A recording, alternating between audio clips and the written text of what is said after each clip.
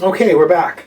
Some people have been leaving some comments like, hey, get one of those Sunday Salvage Sale bikes for really cheap and, do a tune-up and flip thing video. And I will. That sounds fun. I've kind of done that before.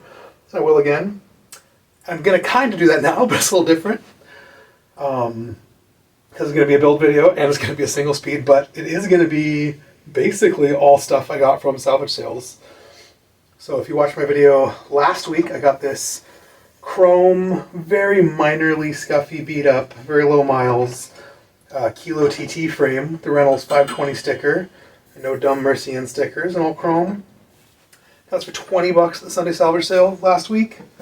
Maybe 2 months ago, I got this carbon fiber, very low miles, very good condition, 1-inch threaded performance brand fork.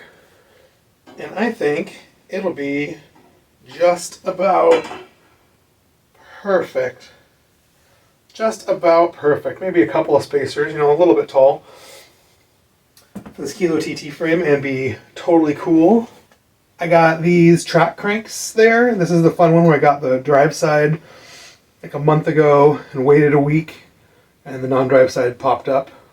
Like, it's off to happen there. They're 165 length, but they're 144 BCD, they're 46 tooth, they're T70-75 machined. They're real cheapo track cranks that kind of look like an All City or something without the logo. That'll be cool. At first I thought I'd do this bike in all black because it was chrome and the black fork, that'd be hilarious, but we're going to build with what we got. I did find a black clamp. This bike is shockingly, I keep wanting it not to be true, and I keep trying to stretch the lug and fit stuff, but this bike seems to shockingly be a 27.0 seat post. I could be wrong, it could be 27.2, but every fiber of my being is saying it is 27.0. Checking post, 27.2 is not anywhere near fitting. I haven't got one of these, I don't remember who made these, EVT or somebody before that. Seat post checker tools. You guys ever seen this? It's got all the different seat post sizes from 26.4 up to 27.4. And bro, it was a stretch to open it up and get it into the 27.0. So maybe this is just the cheapo Sakai 27.0. It's the only one I had sitting around. I got a nice gloss black one sitting around. I know I have a kind of scruffy Ritchie gloss silver one sitting around. Kind of match the cranks better. So maybe I'll use that. I've also got this thing I've all pulled apart into pieces here. A used aluminum Velo Orange headset that I definitely got at the Salvage Sales. It's all silver. I think that's going to be the right thing for it. It's all aluminum and light and modern-y. And the same day I got this frame, I got these wheels. They're just hidden. They should have been in Salvage Sales. They weren't. They're just hidden in the back of the shop because I haven't gotten around to putting them out. They're kind of cheapy, but they have real track nuts. They have chrome dust caps, ball bearings. They're not sealed. They're really dirty. They're black. Hubs feel good. All the spacers are there. The nuts are a little chewed up. It definitely had rim brakes on them. Some of the black anodizing sort of touched. I just threw it in a touring stand for like 5 seconds at CCC before I bought them. Front's a little crunchier. The front's a little bit out of true. It's a little bit more scratchy. I'm considering using these for this build. But also, I have another wheel set that I got at the Sunday Salvage Sales. It was on some garbage old Schwinn Sprint. There was a beater with like the wrong cheapy fork and a real bad single speed build. And so no one wanted it. It was 30 bucks. No one wanted it, and it sat. It had black Originate cranks on it, which I wanted for different projects. I had the matching wheels and all that stuff. I think I put it all in the Pinarello fixed gear conversion. At bottom had the cranks, and I looked at the wheels. They have surly bright silver hubs to blue Velocity Deep V rims. I could not believe no one else noticed or didn't want them. The back rim had a dent in it. I got a white Velocity Deep V in the same spoke holes. And I'm going to do a rim swap on. So it'll be mismatched. It'll be like a blue front and a white back and blah, blah, blah. But that's cool with fixed gears. It's fun to mismatch rim colors and do some stuff. Do some mismatches in some colors. So I might end up using those. That'll be probably part 2 of this video. I'm going to go through and see how savable these wheels are and see what I feel. And if I'm not into it, I'm going to grab those Surly ones and do a rim swap. And I think it's missing one lock nut on the back hub. Gotta find a lock nut and put it on, and do all that stuff. I think those will look tight because of the bright silver hubs. If I can get that bright silver seat post. And then I don't know. I got a black Nitto, like little fixie riser bar, might be tight for this. Maybe I got a black stem, maybe I got a silver stem. So I still have to do some digging. Figure what we're gonna do. I'm definitely gonna put a front brake on it. I might not even do the rear brake. It does have eyelets for rear rack or fenders. It's got a hole in the bridge down here. It's got a brake recess hole here, so it can be made to a single speed, but unless I have a really nice matching set of brakes and levers that I like for it, I'll probably just do it as a straight up fixie and not care about the whole single speediness. But that is the plan, so let's build this bike. The first thing we're going to do is press in this headset and install this fork. Lego my ego, bro. So I got this Park headset press. I paid pretty much top dollar for it used. I think I paid $100, but it's the newer one. The pt1, so it's longer, which is nice.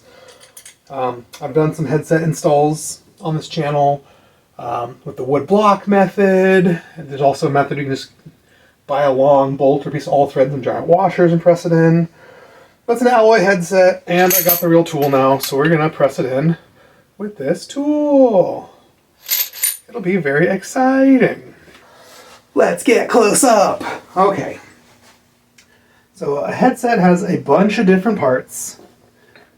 We are going to use 2 of them for this whole press-in method. This thing is also dirty and greasy. I should wipe it off. So this is the upper cup. Clean this grease off. Make sure this thing looks as nice as I hope it is. I think I just bought it because it was there instead of yellow orange, and I didn't really check to make sure it didn't feel totally gross and dead and Brunel. Get all this old dirt and gunk and debris out of here, so it's not going to cause me any issues. Still a little grease in this frame. This top cup goes in like this. It is chrome, it is steel. It has the race around it for the ball bearings. Bottom cup, I'm going to take all this stuff out. Away with the old and gross and dead grease. Just wiping it out, inspecting it, making sure there's no real problems, making sure the wrench flats look good, making sure the threads look good. It is used, and you can't trust nobody else with used stuff except for yourself. Everybody's trying to sell dead, mangled, missing parts. It's very annoying. Oh, this is just the top nut that sits on this and threads on. It's not even the part we need. Oh. Okay, this is the part we need. So this is the lower cup. It's going to press in on the bottom. Clean, clean, clean. So exciting to watch me clean stuff. This is why I edit the crap out of stuff. Just boring seconds. Well, that and farts. And burps. And brain farts. And real farts. Alright. The races look pretty dang good. It's not perfect, but it's pretty dang good. Does it have a VO logo on it? I like to look for logos. It does not. If it did, I'd probably line it up right up the front. Sometimes I line them up the sides so you can actually see it better.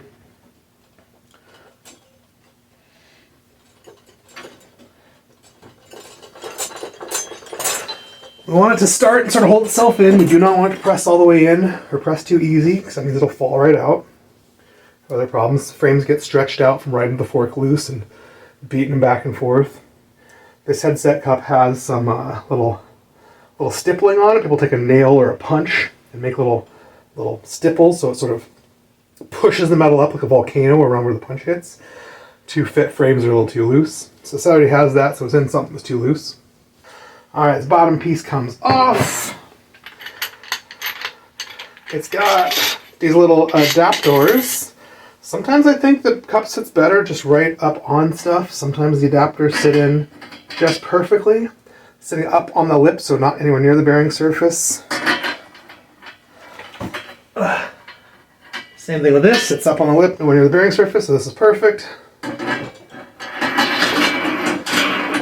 Drop that headset press in. this guy in all the way. This clips into one of these grooves. I'm just going to spin it to take up the slack, and this will basically start pressing it into. You can already see it shrinking in. I know chrome on chrome is a little hard to see. Pressing all the way in. You got a little extra squeeze for luck. So I want to make sure that it's smooth all the way around. There's no gaps, there's no daylight. This headset is touching the frame all the way around. That way you know it's nice and straight. If it's crooked, it's just going to make a hot spot on the ball bearings and wear out really fast. So, $100 well spent. Get that headset going easy peasy.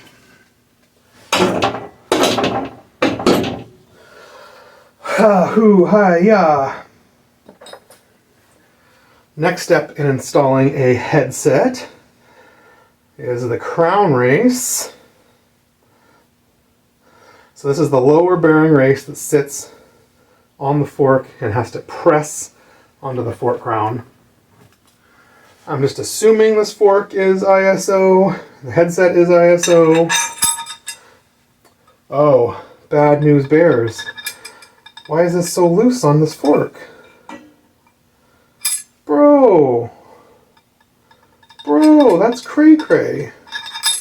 This is supposed to do the same thing. It's supposed to sit on the top and you have to like force press it on. Could these cups be JIS? Could things be happening? Got the old calipers out.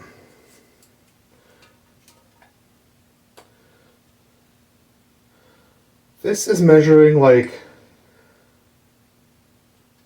that's measuring like 26.4. Okay. This really is measuring like 27.0. Maybe this is a ISO headset for reasons. The cups fit and pushed in nice. Now usually people try and mismatch headset parts. People think that every bike component is interchangeable. It's not. Mismatching parts is really not a thing. But, you know, when I look at it, if the bearings are tapered at the same angle and whatnot, doesn't look anything similar at all. This looks shockingly similar, but I think it's oversized. Yep, it's inch and an eighth. I save old crown races. Sometimes I find them very helpful for pressing new crown races on. You put the new one on, you gotta hammer it on, flip the old one upside down. So I'll just touch this ring and not in the bearing surface.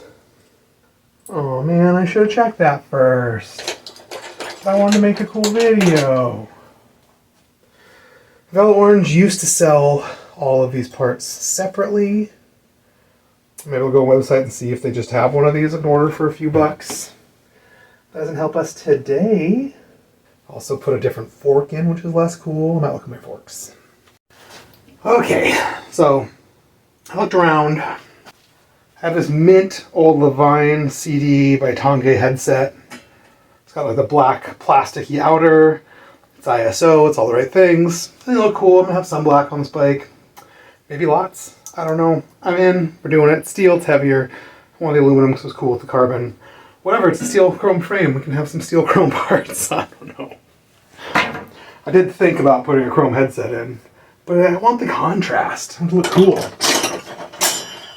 So now I'm going to pop this headset out and then do take two. So this is a headset cup removal tool.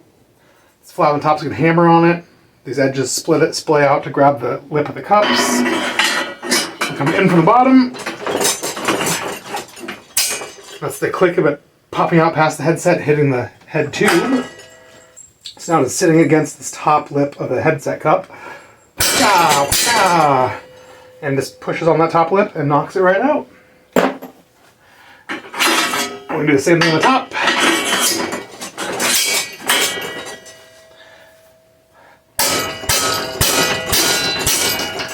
And just tapped it right out. And now the important part that everyone skips, that screws everyone up. I took a bag, I labeled it, Velo Orange, JIS. And I'm putting this headset back in this bag, all complete with all of its parts. All complete, all parts, in a labeled bag. And I'm going to put it into my headset drawer that is just full of headsets. The more you know.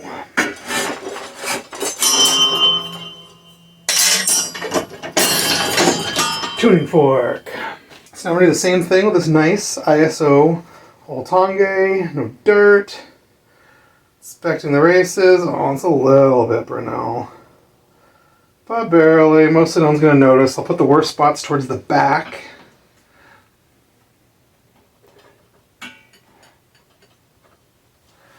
That barely sits on there. Oh, this might have barely any little spots in it. It looks so clean and nice, but it's a little bit cruddy. It's a headset bearing. You don't really spin your bars. You're not really going to be able to tell. Again, the same thing. The worst spot towards the back. Or if it gets really bad and totally dead in a spot, I'll put that in the front and the back's like new again. Bikes have rake. So your fork is offset, your head tube's offset. So all the pressure of the ball bearings is sitting right on the back. So they tend to die a little faster along the back than along the front. So maybe that's what I should actually do. Put a nice spot towards the back. Yeah, let's do that. Yeah. Just kind of push it to hold it in place. I'll take 2 with the old headset press. Bro.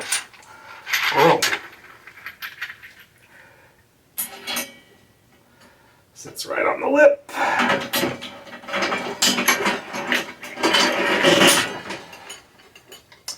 This not being the wrong size fits way looser.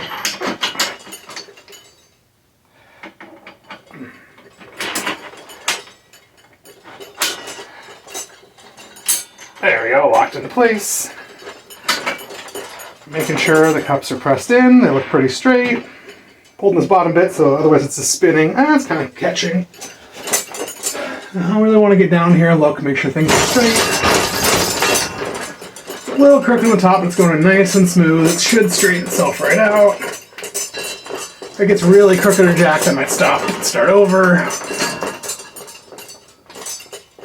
This still has 3 or 4 millimeters. The top is almost touching. The back's got like a millimeter. I'm gonna loosen it up, see if we can get this thing. Come on, bud. There we go. Straighten it out. Straighten it out.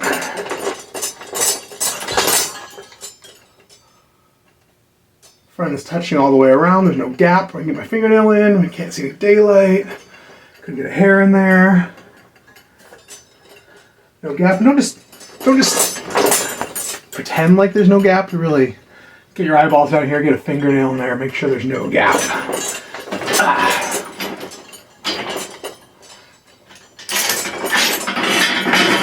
And yes, I did double check. Make sure this doesn't just fall right over. Make sure this is really ISO. Not JIS. We'll do it again right now. Does not fall all the way down. Got millimeters, bro. So the first thing I'm going to do is put a little grease on this, especially since this is aluminum and this is steel. I don't want to dissimilar metal corrode together. Rust in place forever. I don't want to get any grease on anything that could be carbon, so, you know, being sparingly and careful. Now there's some tricks to this. I'm going to change the camera and show you. Now, there is, and I have it somewhere.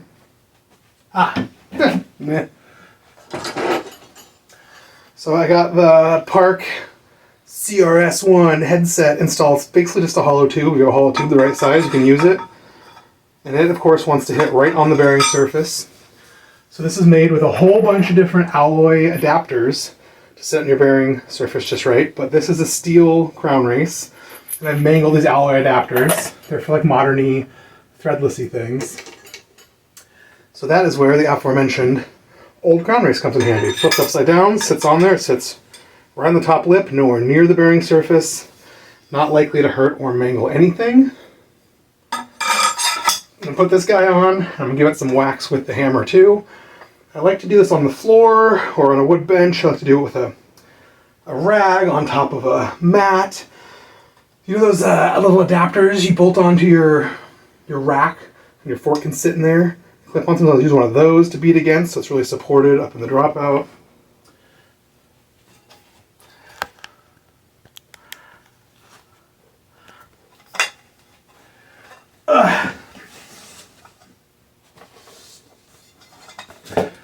But for now, let's just get awkward. So here's a mat you cannot really see. It's got some holes in it from doing this in the past. I just don't want to damage or mangle the dropout at all. I just don't want to damage or mangle the dropouts at all. You can see they're kind of sitting on the mat from that angle. Did you hear that? It went thunk, thunk, thunk, tink, tink, tink. So the tink is what we're looking for. It's usually a very good sign that it hits. There's totally a gap across the front where it is real tight on the back, so it needs a few more tinks.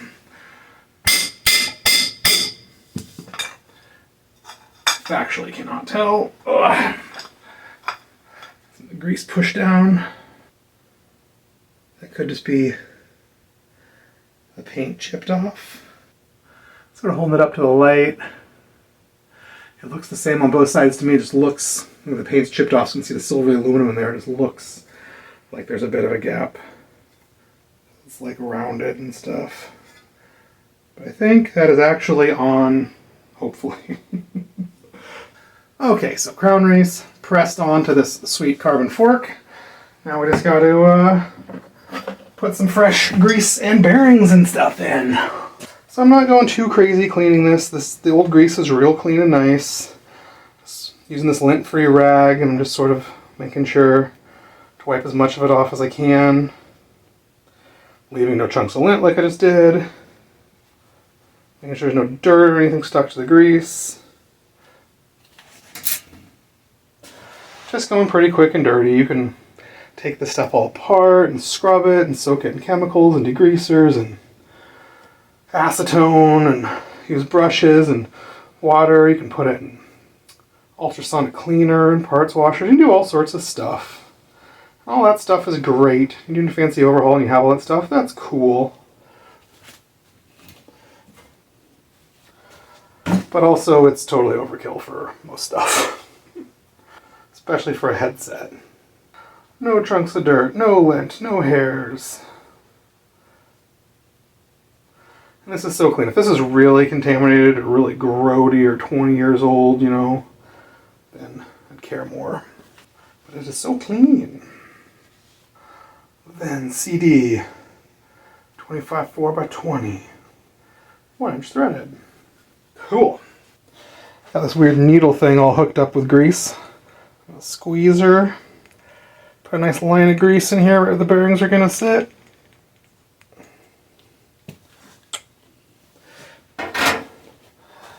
I'll do the same thing up on this bro. Oh, this is like so hard. Might be too squeezed. There we go. Nice line. Oh, grease. Same thing in here. Yeah. And on the crown race we just installed.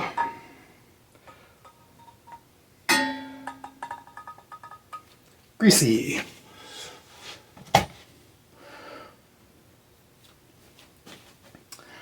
Dust seal. These only go on one way. They look like they go on both ways. They do not. You gotta figure out which way is the right way. Bearings. Bearings only go on one way. They look like they go on both ways. They do not. You gotta figure out which one's the right way.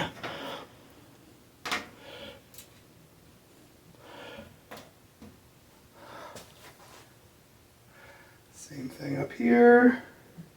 So before I even start trying to put this fork in, I've preloaded everything with grease, the dust seals and bearings on. I have this cup in my hand. I just get halfway and like, oh, I need other parts. Oh, I forgot to grease them. Like, trying to hold the fork in and do all that stuff. It's not a good time. Fork's in, the dust seal looks good. It's not poking out, it's not sitting weird. Now I can put this top on. Come on, baby.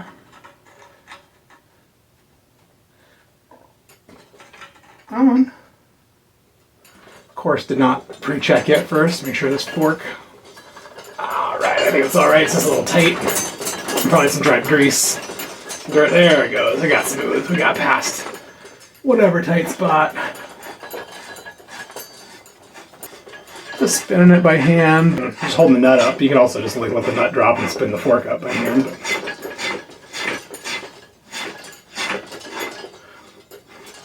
Making sure it goes on nice and easy on that dust seal. No damages, no pinches. You get one of the bearings upside down, you get one of the dust seals upside down, the fork will feel too tight, but also rock back and forth and have some play. So it feels nice and smooth and has no ability to rock side to side, back and forth. You probably have everything in correctly. Oh yeah, looks sick. It has a bunch of space. I'll definitely need some spacers, so that'll be fun. This has a very specific recess in this top nut. It's not flat up here, so you need a very specific recessed spacer to go in there. And of course, this headset doesn't have it. So I'm gonna see if I can find the right thing. And then we're also gonna need to fill up all that space if we wanted to. If we were total sociopaths like Racer Bros, we could cut all these extra threads off and have this as small as possible. I like the look of doing my little rainbow colored spacers. Go silver, black, silver, black, silver. I think that's fun. I like having my bars and stem higher. I'm not cutting that. If someone really wants to do it in the future, they sure can wreck their lives and their time, but I ain't doing it. Whew, I went to my headsets and didn't find one of those rings. I went and looked at my spacers, and I think I found the correct lock ring. So it's got the tooth for the lock ring, and it's got a lip. So it sits down inside the headset cup and sits up on top of it. Let's hope it is the correct one for this headset. Not just something that looks like it. Come on, baby. Hey, alright. It's gonna be bummed. It's gonna be bummed. Now we got to put some spacers in here. Here is a headset spacer kit. Wheels Manufacturing, one of my favorites. And it's for 1-inch stuff. I think mostly 1-inch. I sort of went through it, took all the 1 and 1/8 out. And I love it, and I'm into it. And I think I'm gonna go, that's 1 and 1/8 for sure.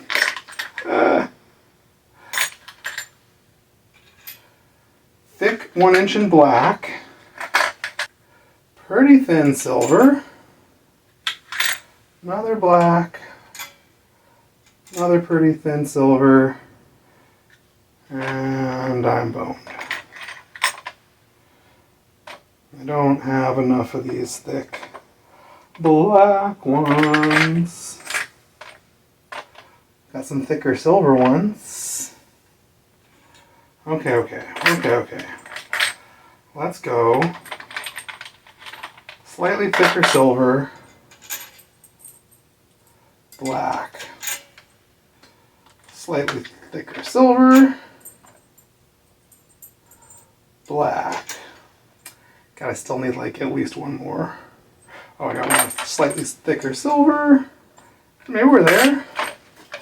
Usually I use a thinner one. I don't know. Let's see if that's enough.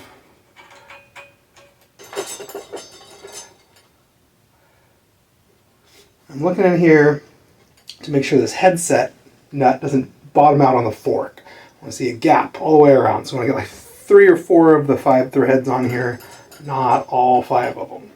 We will tighten this headset down into the bearings to hold everything tight and not have it bottom out on that fork and be stuck on the actual steer of the fork. I think we're golden. It's cut a little crooked. I think I got at least 1 millimeter at the tightest spot.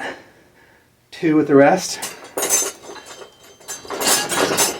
What do you think? Too ugly? Too weird? It's a little tall. It's a little ugly. It's a little weird, but I like it. I like it. Probably should have went, God, I don't know one of those black ones. Would I rather have it go black, silver, silver, black? All right, I found a different kit with another one of the black ones. So we're gonna, it'll look better. It'll look better if the black is touching on the top and the bottom instead of silver touching silver. Black, silver, black, silver, black, silver. Kind of goes with the black and silver theme. That looks way better to my eye, even though it's still tall and goofy and weird. But I like it. Sick, sick, sick. We can move on to these cranks. See if we can find a bottom bracket that's all the right things. And then go find a stem. Wiping some of this old chain grease off the teeth. Not doing a real crazy cleaning, just making it look like it's been cleaned. It's not very dirty, so we can get away with this real easy. If it was super dirty, it would get a scrub. This is 1/8 inch too. I need to put an 1/8 inch track cog on this, and it's an 1/8 inch chain. It's gonna be sick. And this holds up. It looks like it basically needs to be the tightest bottom bracket that's ever existed. Most likely. I'm gonna dig. Well, we should finish this headset. We'll make this the headset video, you know? It's got a headset wrench, 32 mil.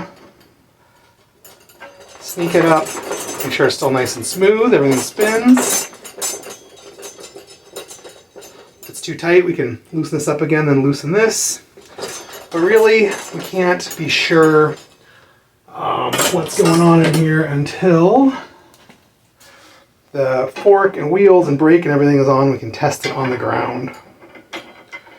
Use the brake and real leverage. Smoother. I got this cup to turn. I got that to tighten some more. It's pretty smooth. There's no play. It's still a little tight.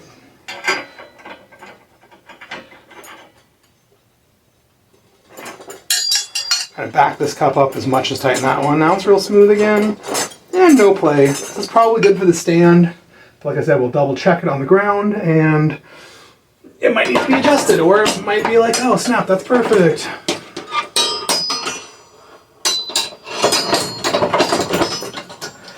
We shall see. Let's look at stems and stuff. I found some stems. I got a dope, pretty short, probably an 80 Nitto from the 80s. Pretty nice. It says Nitto on it. It's really vintagey. Some mixed matching years. I got this cool zoom stem. It's got like a tie look. It's really light, but it's chromo. I really want to use it. I'm pretty sure this bar clamp is too big. I'm pretty sure it's like 26.0. It's not written on here. I need to double check it because that'd be cool. I got another really nice 80s Nitto stem that doesn't say Nitto on it. It has the underbolt clamp. It's not scuffy. It's pretty clean. Not very desirable, but very cool, especially Nitto bars. Got some tools. So these are some old bars I cut down. 25.4 bar. Ooh. Wait a minute. That actually seems pretty dang nice. Okay, maybe these are 25.4. Here's a 26.0 bar, let's double check. Oh, I can't even pretend to squeeze that in. Oh, this like tigged kind of cool silver and black Nitto Zoom might look, or NL, it's not Nitto, but it's pretty nice. This might look super dope on here. Use to scrape off some dirty grease off the side of this thing that got dropped in my grease tub. Because it's just for the stem, it's not touching bearings. It doesn't have to be clean grease. I usually use one dirty grease for stems and seat posts and a clean grease for bearings. Zoomy. God, I think I gotta use the Nitto bars. They're so narrow, weird fixie bars, but I want them. Check these out. Nitto 25.4 B260AA.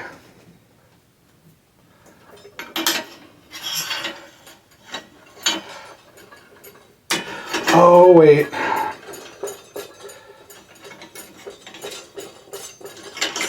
Just remembered something about these bars. They are oversized, like road drop bar size, not 22.2 for flat bar. So I could not use the brake lever I want to use. I might have a BMX lever that fit. No, I definitely have a cross top lever that'll fit. There's also no room for brakes. Could always be irresponsible. Sell it as a brakeless fixie. The heat building fixies, thinking that some kids will appreciate them broke their fixies, but it's always kids are like, this is my first one. I'm like, oh, I should probably build this with both brakes, you know, like. When I owned the shop, I would not sell a fixed gear to a kid who did not know how to fix gear. Everything I sold had 2 brakes on it. People hated me for it. Very responsible. Let's give this guy just a little squeeze so I don't scratch up these black bars. Little squeeze. There we go. Sick dog. Sick. Pretty, and these are just reverse pliers. Warning, wear safety goggles. Not handy. But you put them into something and you squeeze them open instead of squeezing pliers closed. And so this is great for seat post slots. You get them in stem slots and just give it a little squeeze. Make it a little less tight so you can get parts in without scratching them. I got those at some hardware store. This is hecka dope. Dope. I also got these bars and this stem from the Sunday Salvage Sales. So we're still on track. This headset probably came from there on a bike I got from there. Fork came, frame came, this clamp probably came, seat post probably came. So everything is still pretty much on track for salvage sales. Ugh. Beautiful, man. Beautiful.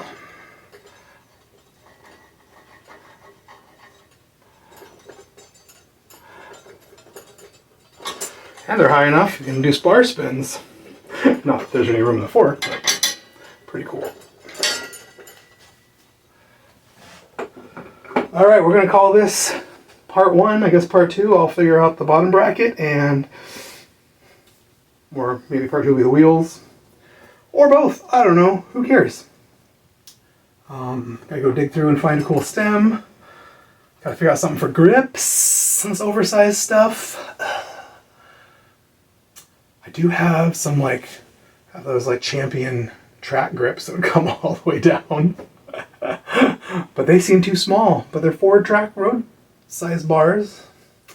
I don't know. We'll figure something out. But that's neither here nor there. We have ourselves an installed headset. So thanks for watching.